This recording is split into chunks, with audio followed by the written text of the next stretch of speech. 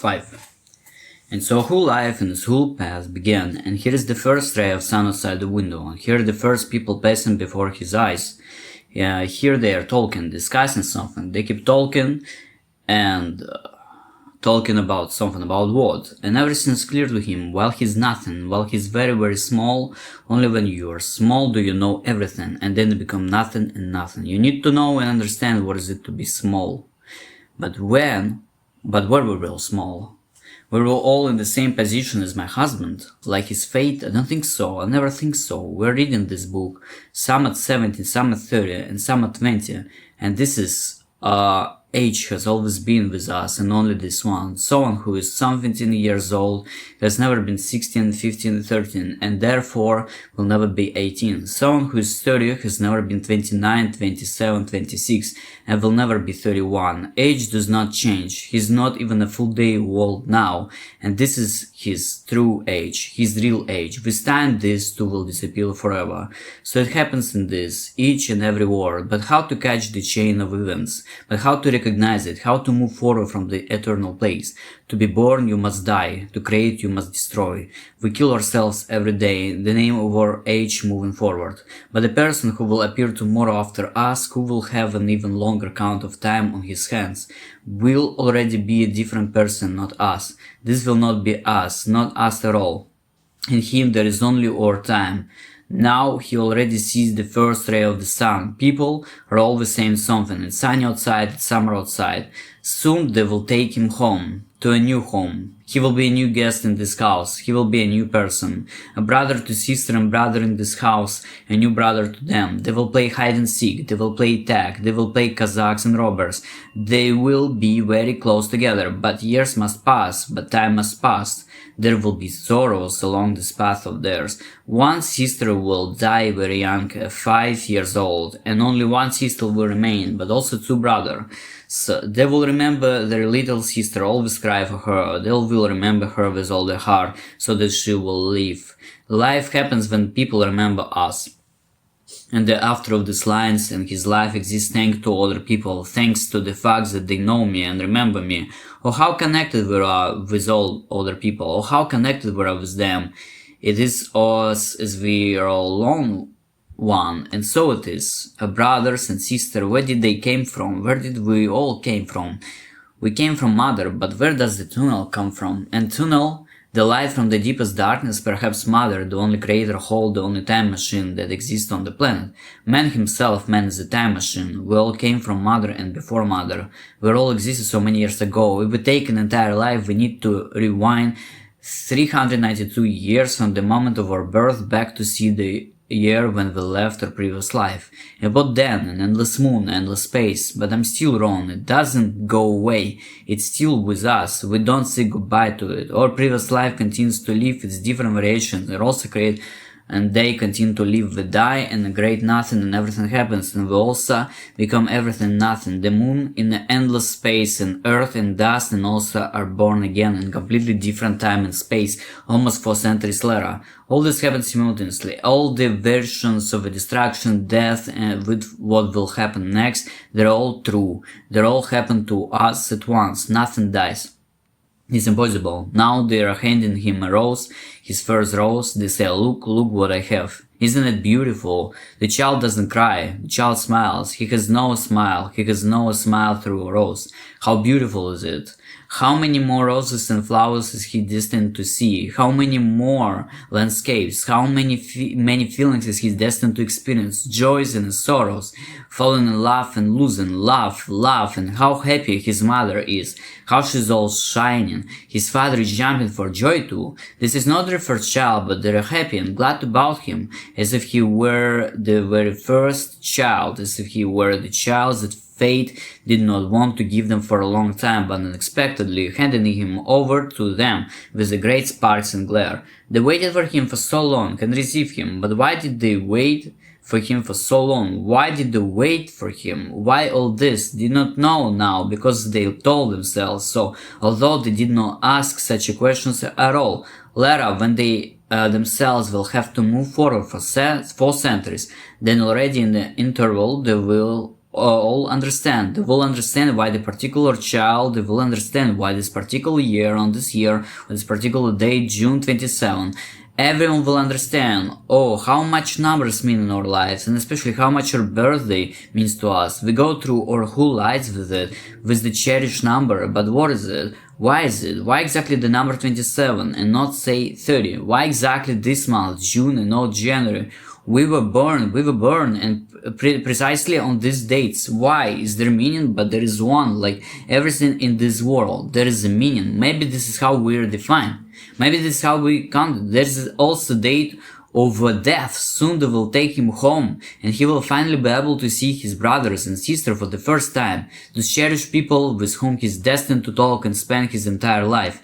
And even with the one who will leave this world at such an early age, but in the end they will all meet again, and will meet again and again in these lives, in the lives of others. We are counted, and there are not many of us. About 80. Here is the number of souls on earth, 81. But how many people were there before? How many are there now? And how many will be there? Much more. The number 18 is much more ahead. Billions and billions. Yes, that's exactly how many times we died and we were born and moved through time. All these billions are us. Only at different points in time of the soul's development, somewhere were the beginning of our soul development, somewhere later. Every day before our eyes, Glazunov, Glinka, Gumilev, every day we can see Mayakovsky, but a pianist, a pop star, a young girl, an old woman, a blonde, anyone can turn out to be Mayakovsky. And did Marilyn Monroe ever walk in this turn out to be Mayakovsky? Did Marlowe ever walk in this world and turn out to be Mayakovsky? The Monroe is Mayakovsky. That there one soul, one person, and that Hitler is Van Gogh is Hitler, Antonioni, Varda, Dziga Verda, one soul. This is how it can turn out in this world. So, we're all brothers and sisters. Today his brother is Gadar, and in another life the brothers that Gadar will already be his father. This is how we change everything place in place. We play roles, sometimes father, sometimes mother, sometimes brothers and sisters, sometimes sons. Life is a theater, and we're all actors in it. Thank you, Shakespeare. And you, Shakespeare, it turns out that you're closest friends of the after. You were once. When he first entered his new and first in his life house, he saw a large and beautiful house, slightly above average in importance in money. On the outside, it had large red roofs, and itself was white. There were many flowers around it. The windows were beautiful and also large in some places. Behind the house in the yard there was a swimming pool and lawn. It was wonderful. He already understood and realized everything. He already knew what wonderful was, but he did not know that he knew was at the threshold. The parents and their new brother were met by their sons and daughters. They were so bright, they were so happy. Hurry, come inside, and even ask a question to their very young brother. So it means you're our new brother and new lodger. He smiled, everyone smiled. Of course, it was not said seriously, but it was said with a great love and happiness in the soul and heart. And therefore, it was even said even more seriously than it could claim to be. Love is the greatest thing on this planet. Everything was created by it. Everything was destroyed by it. Everything was strengthened and created by it.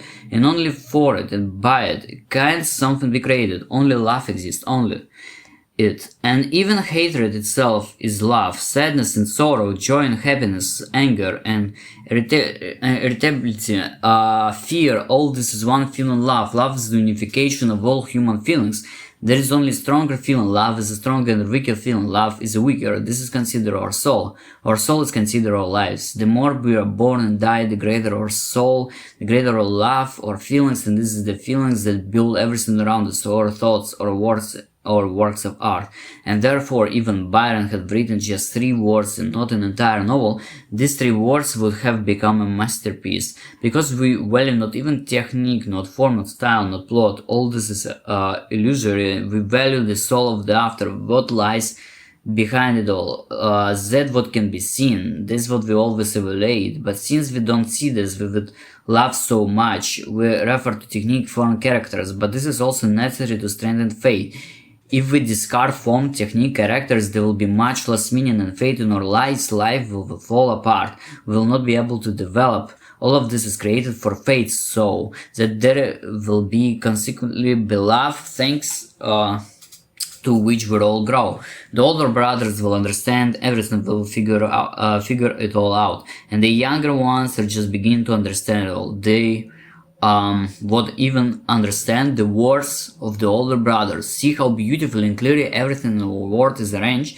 Parents, brothers and sister, or pass on the little one on him. Everyone is so happy that he's with them. They walk about him for a very long time, talk and talk. They thought and planned, dreamed of what he would be like in the future. They closed his future room, but the time came when it was time to put the baby to bed, to settle him, and the father and mother went to put him to bed in the nursery through which almost everyone in his family passed. How old the house, and yet the parents themselves grew up within those walls in this nursery, and now the queen makes her move 4 squares forward. Time for bed. Explore this world, little one. There is still so much waiting for your whole life. 6. Here he lies in his crib through which so many destinies and lives have passed. His parents, his brothers and sisters, his uncles and aunts.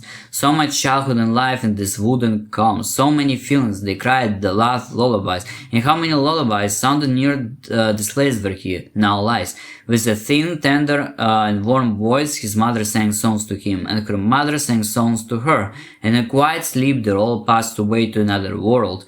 To a world very similar to Earth, but different. This world is far from our planet. We see the stars, we see these bright lights. That's where all these dreams happen. This is where all go on this nice, warm, tender after our mother cradle. There, far away, into this bright, white light and lost space, in order to understand what awaits us, what to expect, to find out what stands before us, to understand what this mysterious prison over us is, to recognize and understand the object that stands around us chaotically and in order to know the essence of the blanket that envelops us and it, to find out where all these wonderful songs came from, where they sound from, with what light, with what warmth, to find out the origin of the most beautiful thing on earth, to find out the origin of love. That's why we go there every day, to the stars, to this bright white light, on a dark but gentle night, to the sound and the warmth of the moonlight. A sudden knock of a door, but it turned out an angel is standing in front of the baby. He stroked him, he said to him, "Sleep, sleep, my boy, a whole hail of a great events awaits you ahead. You will grow up, you will play with your brothers and sisters, you will get to know better who they are, what wonderful personality they have. You will also get to know your mothers and father better. Every day in the evenings in the kitchen, you will gather together, and this is how the day went. You will be happy, everyone will be happy, but sadness will come too. Your little sister will die, who will be born just after you. She will be only 5 years old. A huge shadow and darkness will come in the house. Everyone around will walk around in tears and sadness, but you will come this too, and so will your relatives, but the memory of this will always be. Such is life, such as foundations, but it's only for the good, always only for the good in the name of love and life. Everything will work out, the house will sing again there will be much light and warmth in it. You will all gather together again in this house, how the day went with only laughter and interest and joy. Then when you're even older, you will fall in love. You will fall in love at first sight. You will be 15 years old. You will be completely enchanted by her. You will sing and praise her in poetry, her blue eyes, her hair, her face and soul. This will be your first and only love, the strongest and most eternal. We will love each other madly, and then you will get married. You will marry her when you're 19 years old. Until then, you will see each other every day. You will introduce her to your family. She will accept her, will accept you as your own daughter, and you will get together, talk, laugh, go to the movies, watch TV together. Everyone will like her, and for you, she will become your whole life as you are for her. Then you will have children, and you will move to the house where you spent your entire childhood. In that house where you are now lying in your little bed and listen to me, you will live happily and wonderfully. You will also get together again. You, your father, your wife, your father and mother, your brothers and sister, and go all together to the grave of all your long departed sister. You will all cry for her together, but also understand that all losses, all suffering are for the good, that this is necessary, that she's in a better place. You understand, we're all close. We will be close and will be reunited later. She's not gone. It will never go away. You will have a wonderful job. You will have a large bookshop and very profitable, successful one. Everyone will come there to buy books and even come from other cities. Famous writers will visit. They will talk about their new works plans to readers, sign autographs there. You will be proud. You will be glad that everything worked out for you, that you started a wonderful family, that everyone is alive and well, and that you have a wonderful job that make people happier.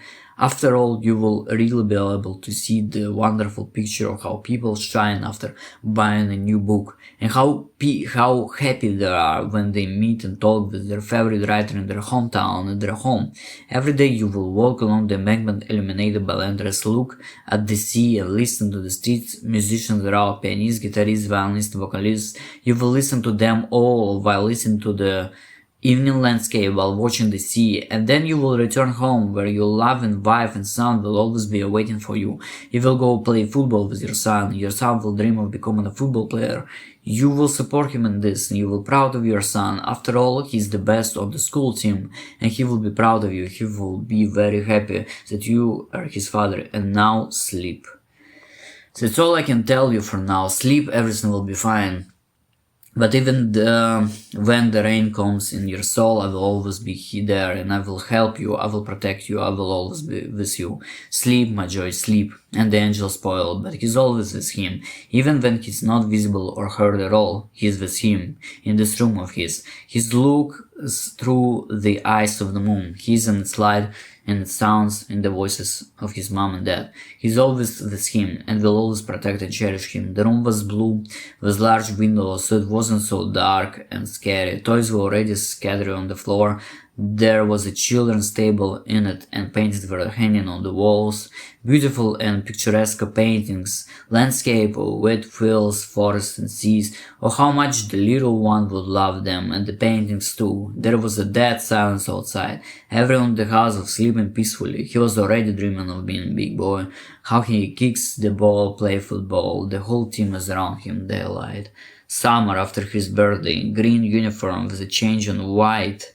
He has cool sneakers. Underfoot there's a green long grass, and the sneakers just are right for this. The little one does not yet know what grass, sneakers about football and team are, but all this he already dreams about. He does not know what is it to grow up, to get bigger and then older, but he sees this picture, feels deeply. He's standing there, he's running there, he's breathing there, his heart beats faster. He's all in his dreams. In great hopes and aspiration, he will become a football player. He will achieve everything. He will be the pinnacle of a glory. Where he gets these pictures, only the moon knows. Only she. They pass him the ball. He runs as fast as he can, dribbles the ball. The team is back. Black moves straight towards him. Everyone trembles, his heart beats faster and faster, and he's at the gate and the goal. He scores the goal, having passed all the opponents and the goalkeeper. The team in white, his team rejoices. We won, everyone shouts. We won, we vote. We won. The team in the black was upset, but did not break after all. How wonderful is the process of this game. And man from the white team approached the man from the black and invite him to take a walk, have some ice cream, and they left together. But one of the members of the black team was furious. He shouted that he played the best, that he played beautifully, and that the one who scored the last and decisive goal was not a hero at all but a cheater, that he did not play fair at all. No one could watch or listen to this calmly. The best player of the team in the white approached the angry and dissatisfied one. He said, "Everything is fine, you play great, but I didn't cheat really. I guess I just play well," he smiled. But the one to whom these words were addressed became completely enraged and said, "So this is how it is, you play well." And came close to him and hit him with his right. The fight started. The man from the black team completely lost his temper and waved his feet with all his mind. The wanted to tear him away from the winner, but he managed to hit those who stopped him in the face, and at the end the winner entire face was covered in blood, and could have been worse if the coach hadn't seen them. The coach came out and stopped the fight. He was furious. This is unacceptable. When they fight on the field, the one who started the fight wherever he was had to leave the team, and naturally the man from the black team left. But he swore that he would take revenge on everyone for this, even the coach. The coach only uttered uttered a few curse words in response, and that was all. Why waste his energy on this brat? He helped the winner of the game, but the loser of the fight lifted him up and took him to the first aid station. Everyone was very upset, all angry and at the madman and themselves for not being able to properly help their friend and important team member.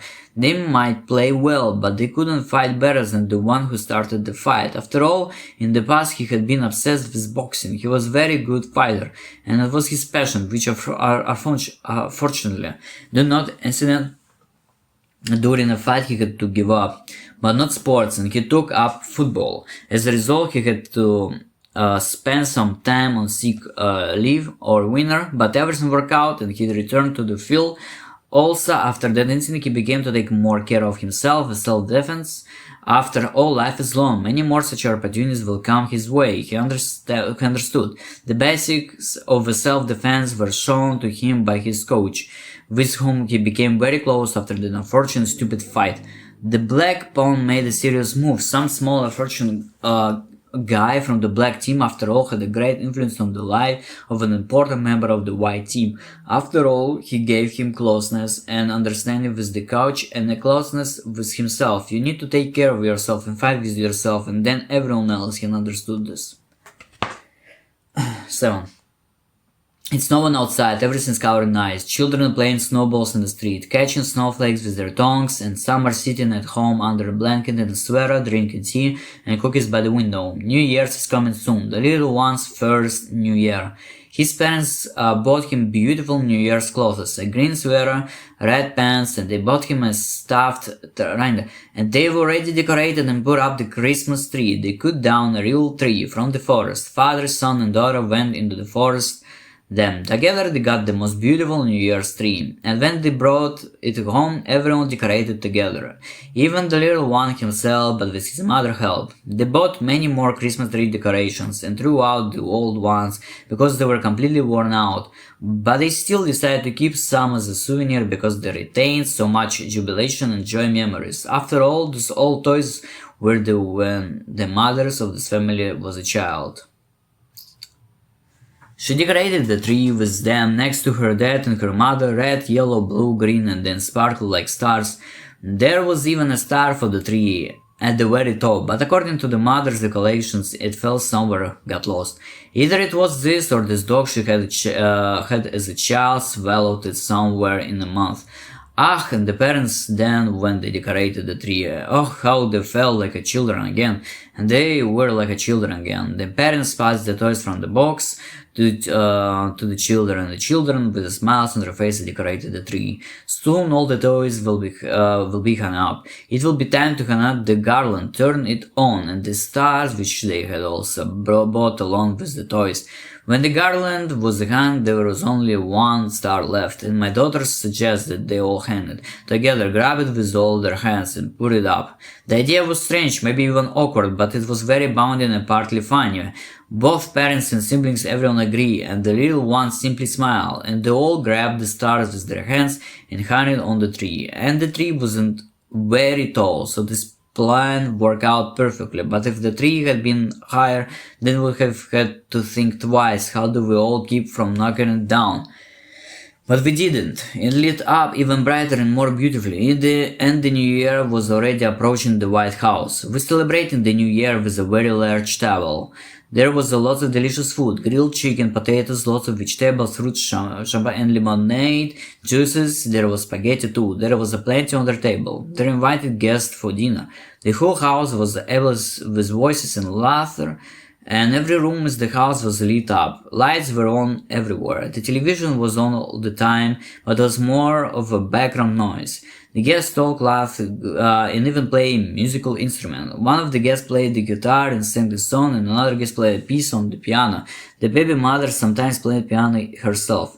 As a child, she played very well and loved it. She didn't play that New Year's Eve, but the next day and on Christmas, she played a lot beautifully. In the evening, everyone sits on the sofa and listens to her spellbound. She plays Chopin preludes, Schubert sonatas, Tchaikovsky the seasons. Everyone in the house shouts, "Bravo, bravo, bravo," and my mother is modest, smiling and saying, "Oh, come on, I haven't played for so long, and I've already forgotten how to play."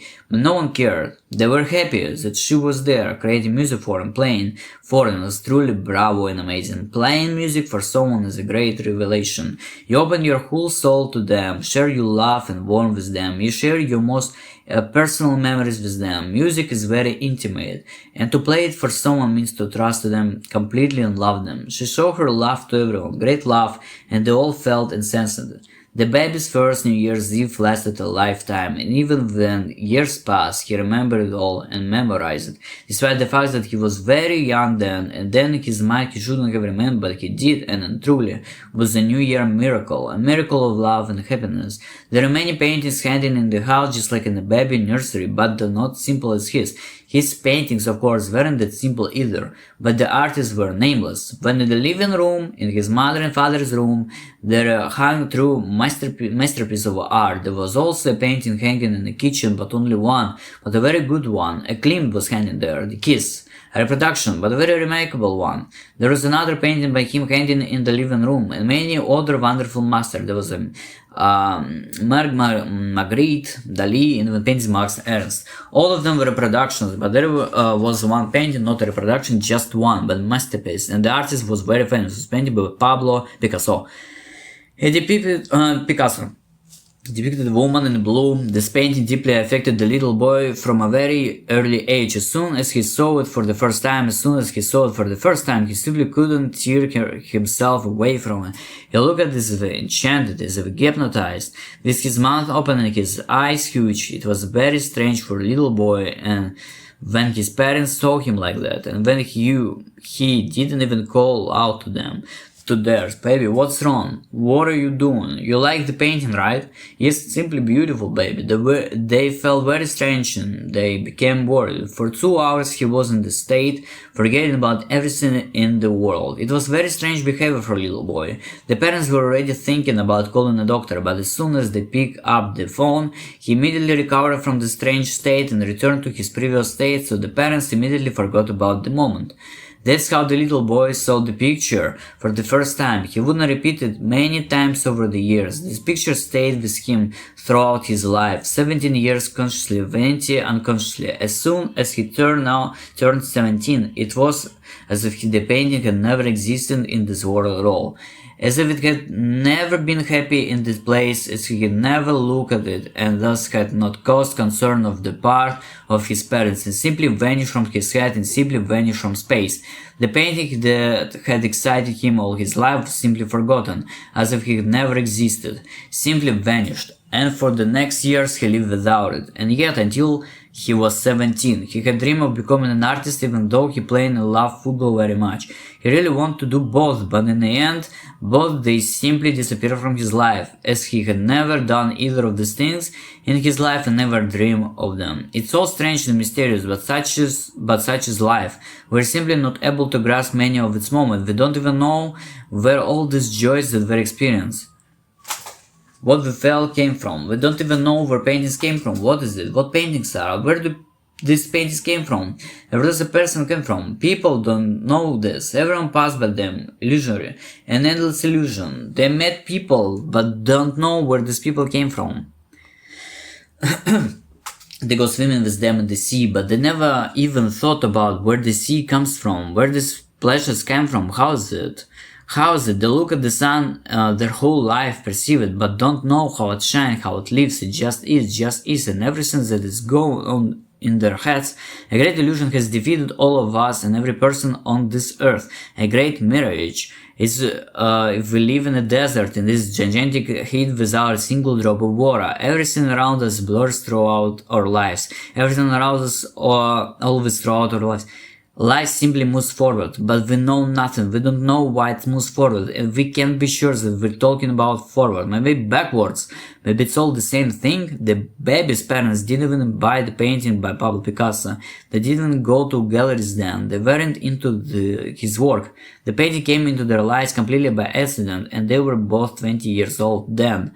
For a long time there was an attic in the house, a second attic which no one ever decided to go in to look at it. No, of course. Once when they were just buying the house, the baby's mother parents went into this attic, took a quick look at and that's it. But they didn't think to use it and didn't think that there was anything there. This is how it happened. This is how it happens. That people lives their lives there and not a single one has even had a proper look at their own attic. Although why would they need one? There is another one and quite an interesting way it's all work out. That's true. And so, when the baby's parents were 20 years old, the baby fathers need more space for his old affairs, or to be more precise and thoughtful, for his personal belongings. And so, the baby's mother and father remembered the attic and gave it to the baby's father, and when he opened it and they walked through it for the first time, they were very surprised. There were two guitarists, a violin, and red chandelier, and two paintings. One was a reproduction of Van Gogh's Sunflowers, and the other was a painting by Pablo Picasso, which was covered in cobwebs and pressed tightly to the floor. Everyone was very surprised when they saw all this, and the head of the house told the baby's young parents that he had made a huge mistake by not checking his attic early and said, no matter everything, always and thoroughly ethics children, always. Even if you don't care about all, they remember it. It was even funny. They took out all the things that were lying there from the attic. Of course, there were also matches in the table and stool, and they took all of the out without a fail.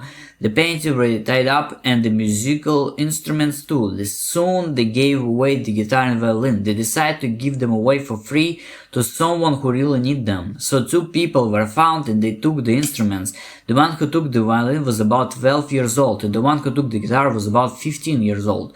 When they cleaned the paintings, they were very surprised after all. The paintings were practically undamaged, and they had been stored so badly and terribly. They had been kept in a very bad place very badly. The Picasso was especially well preserved, although surprisingly he had been stored there the worst of all. He looked the worst of all. But after cleaning he looked the best. He was preserved and sparkled, and soon they decided to check the authenticity of these paintings. You never know. When they checked, they were told the names of the artists. They didn't know them then, and said that they were extremely lucky. After all, one painting was genuine and was Pablo Picasso, his painting. Everyone rejoiced, everyone was in shock. The mother's father blamed himself for not having looked at it sooner. He said, what a fool I was, but he was also glad that he finally looked there in a lifetime and found such a thing there. And the baby's parents, after experiencing the whole story with the paintings, became interested in the painting after the incident. They began to study world art. They began going to museums, gallery exhibitions to look at the street artists, and how proud and happy they were later when they found out an authentic Picasso painting in attic. Then they found out who it was. They read his biography, who he was, what his experience, his level, and what a great innovator he was. That Pablo Picasso is the greatest artist in history, one of the greatest, and that his painting is deeply and highly valued. So they bragged to everyone that they had such paintings. Many wanted to see it, so their house even somehow became a museum. Many people who loved and adored art came to their home to see the painting. Other artists came, critics came, amateur intellectuals, writers, musicians, everyone came. They wanted to buy this painting from them. They offered fabulous sums of money, but they always refused. For them, this painting was priceless. It opened a new world to them, the world of a painting, which they loved so much, and they had such an interesting experience with it. And they continued to experience it. The painting thrilled everyone. It was a diamond of life. The girls in blue. The girl in a blue dress. So the father missed his move, but then he finally made it. And for that he was very proud and happy. So the white bishop made his move. Everyone around rejoiced, and he died happy. Thanks to him, another path became open. He removed his opponent from the field. He closed his eyes. 8. Autumn came, the second autumn in the little one's life. The leaves were fallen from the trees, golden, yellow, orange, red. All sorts of different ones were fallen. The wind began to blow more often, it began to rain and became much more often cloudy. Of course, everything became very different from summer, and what a summer it was. We swam in the sea. Sunbathe caught grasshoppers. We fought mosquitoes. It was very hot, and the trees had huge afros, green and lush. But as soon as the 1st of September rolled around, the heat instantly ran away somewhere, and the leaves instantly turned yellow. And the sun behind the clouds, and everything became sad but lyrical. You couldn't wear t-shirts anymore. Everyone put on jackets, hats, and took umbrellas.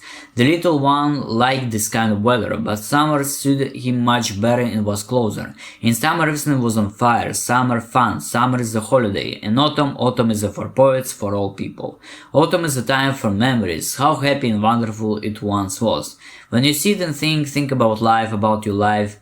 So the mother sat down on the sofa by the fireplace to warm up, and her daughter came up to her with the baby in her arms, and then her little brother came up too. So they started talking by the fireplace. They said, "Ah, so summer is over. How wonderful it was, and now it's the time to go to school." And the mother says that okay, soon summer will come again, fun, dancing, warm soon, and the holiday will be again. After all, but autumn is not bad either, also beautiful. The mother liked autumn, so she decided to tell her sons and daughters a story from her life about how she met their father in the fall when she was only 15 years old, and he did the same. It was autumn, that's understandable. I was sitting on a bench and reading a book. I don't really remember what I was reading.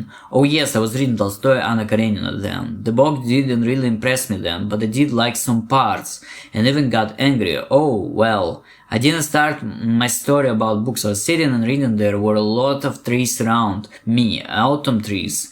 Very beautiful. It was a park, and some man came up to me. I didn't know then, of course, that he was my future husband. That's understandable. And he said to me, "I see you reading Tolstoy. Well, how do you like it?" "I really like Tolstoy," he said to me. I answered, "Yes. Not bad, but I didn't really like some parts, but that's okay. I like your dad right away. He seemed very nice to me. He even has just such a friend with his forehead. That's just, oh, so cute." He also wore glasses, round frames, and I remember how he was dressed. A brown jacket and a wonderful red scarf, and without an umbrella. Everyone scared umbrellas back then. After all, a good rain could start at any time, but he was without one. That's how it was. And after that, I honestly never saw him with an umbrella. I always saved him. He probably counted on it to be saved and not him. Funny, okay. He sat down next to me and began to tell me how much he liked Lev Nikolaevich. How he changed his life, his views, and he taught him to think and reflect, and that in general he gave him a love of literature and also glasses. After all, it was reading Tolstoy that he ruined his eyesight. Perhaps it was worth it, not a bad sacrifice. And what thoughts would work he opened up to himself, and his eyesight was deteriorated a little, not completely disappeared, but everything's fine. He could easily with age. We got to talk. I started telling him about other books, how much I really liked the book Gone with the Wind. I don't know if you read it, yeah or no, but I really like it. Then I started to criticize the main character, Scarlett, with all my mind. She was a brave, independent, strong woman who saved everyone. She was an example for me. You know, women have always been described as petty creatures, like a servants, is not equal to men, and finally they were shown the way they should have been, the way they really were. The women are not simple. We can say a word, we can stand up for ourselves, and then they constantly describe how we cry all the time and serve our husbands. This is not good, but over time people did understand that they were wrong. Women begin to be recognized, although not as well as we would like. Mom, did you decide to give us a lecture on feminism or... Oh, you're right. So Dad, I got to talk really like each other. He was about to leave when suddenly it started to rain.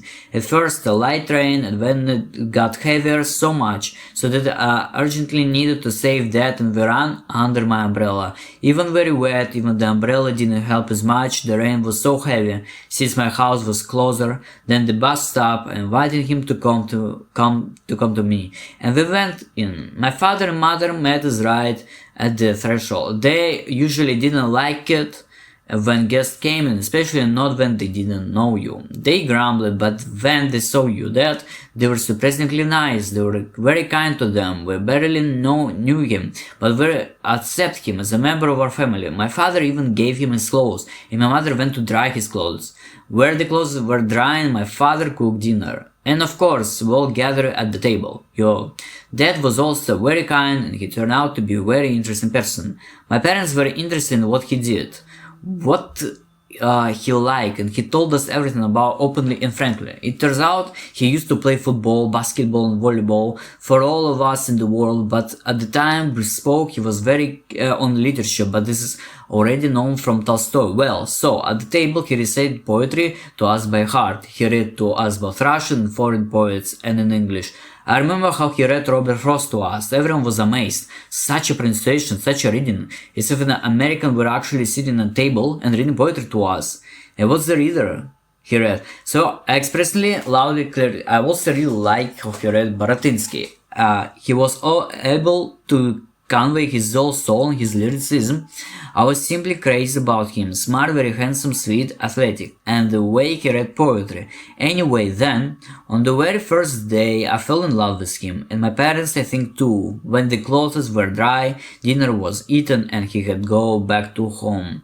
I walked him to the and told him, very joyful, very happy, that he should come to us more often. I said that he's a very interesting guy, and I said honestly, you knocked me out today. You were really great. Come and see us. My parents really like you too. He said that he was of the same opinion. He really liked my family, our worldview and attitude to the world, and that he would definitely come to us again. I was all shining inside. He saw it, felt it. I then, unexpectedly for everyone, including him, he took me and kissed me. You know how it used to be in the movies. Or what a kiss it was. The best in the world. Later I found out that my parents saw it too. There was a smile on their faces then. I would truly be happy if you were my life partner forever. After the kiss, I hugged him and said, come, I'll be waiting for you. And he said sweetly, okay, I'll definitely come. And he came. That's how my first meeting with my father took place. So wonderful. Orange leaves, rain, that kiss, that warm. It was one of the best days of my life that we began to see each other more and more often. And it goes to the point where we became completely inseparable. And then after 4 years of this relation, we got married and we had a boy. This is how you were born, our first son. And then you came 2 years later, but your dad might not have kissed me that day. It was a very brave act. Not everyone could have dared to do this, especially at this first meeting. It often happens that girls like that get rejected, don't agree to a relationship, but he was lucky. He was able to win me over. He did. That boy in the red scarf. Oh, how wonderful it was to tell you all this. I lost the days so much, and yes, he did achieve a great feat, but he always walked around without an umbrella. He saved me, I saved him, or the rain saved us all. Or autumn. Tomorrow, by the way, it's the day of our first meeting. That's the way why we're thinking of settling a small table, buying a cake, just spending time together. It's so important that we'll be home from work soon. Tell him the story I told you. We will. Okay, then. Okay, and I'll go and cook dinner. Maybe we can have spaghetti with a sauce today. Yeah, we can, yes. It's very tasty. Maybe I should go with you. Yes, let's go. And will your brother sit with his little brother in the meantime? Yeah, I will. Okay, then let's go, daughter. That's the story Mom told back then. Everyone loved it. It was memorable. Mom had a beautiful love after all. She was lucky. And Dad turned out to be a brave lover. After a while, all the little boy remembered from the story was how they sat by the fireplace, and outside the window the leaves were falling, and from time to time it was drizzling. Years later, his mother would tell the story again, but this time to him again alone. Then it would be winter, but the day would be similar to the autumn day when his mother saw his father to the first time. But the kiss happened, when poems were still in the air, when heavy rain happened, when the young couple ran home fast as they could with an umbrella and feet soaking wet, when the parents were usurped sweet and kind, when Mom and Dad did the most wonderful things that can be in the world, when they saw love. They took a step and the world turned upside down. He took a step and the sun came out of the clouds, the light filled the rooms, the elephant moved almost across the entire field forward, and the sun illuminated everything around. Autumn covered hearts, leaves were in the sky, rain dripped down the glass.